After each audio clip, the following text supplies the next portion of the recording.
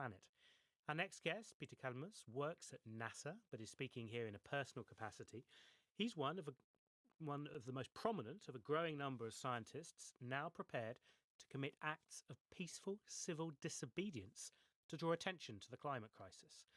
I started by asking him what he feels has held up progress in the fight against global warming.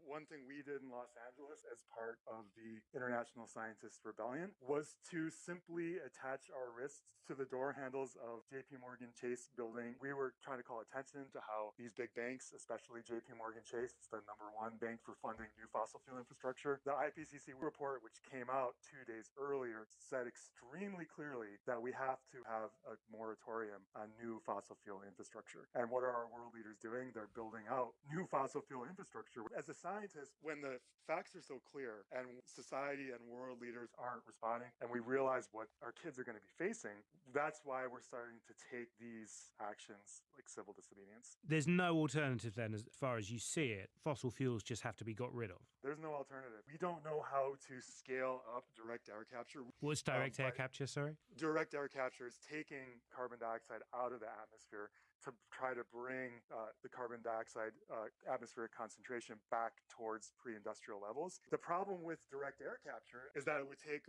massive amounts of energy to perform that at scale. For example, a new plant for direct air capture that started in Iceland is capable of taking 3 seconds worth of global emissions out of the atmosphere in 1 year. It's just not going to be energetically or economically feasible, in my opinion. Is this a moment of huge despair for you, or are there areas perhaps in the way that people are coming together against climate change that you find causes for optimism?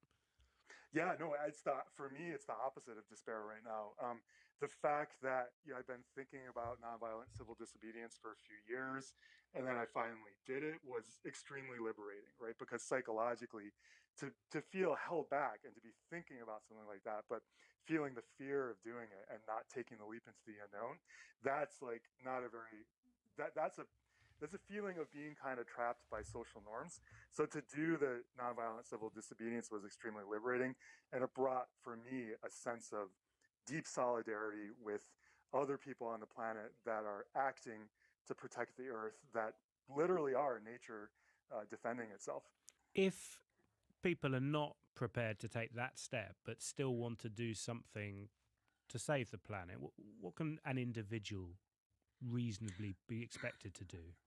Everyone who can should start to do what they can to jump into climate activism. Activism means understanding social norms, pushing against social norms. I would say there are 2 golden rules to climate activism. One is to join with other people. The thing that makes people feel overwhelmed and is kind of preventing them from acting is the sense of being alone, and you're not alone. So join with other people. And then the second is to take risks. Doesn't necessarily mean nonviolent civil disobedience, but pushing yourself out of your comfort zone at some way when you're talking to relatives, when you're at work. There's literally thousands, maybe millions of ways to be a climate activist. There is a very strong pushback against, for example, the idea of getting rid of fossil fuels from corporations and politicians, even from some in the media. How do you respond to that kind of counter-argument? It's certainly inconvenient. We've run the global economy in the global north for 200 years on fossil fuels, and it's been very profitable.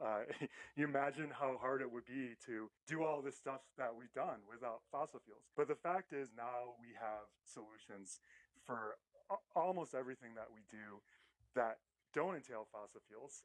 We just have to implement them now. We have to scale them up. We have to kind of change the ways we think. We have to start changing our infrastructure. We have to start changing jobs. And we have to do this in a way that supports the working class and low-income households. It needs to have popular support. Between the global north and the global south, there has to be that element of climate justice. Since the global south nations, they've done the least to cause this crisis, and they need to be supported by the global north. The thoughts of Peter Kalmus, a scientist now taking action, including acts of peaceful civil disobedience against climate change. Let's look at the COVID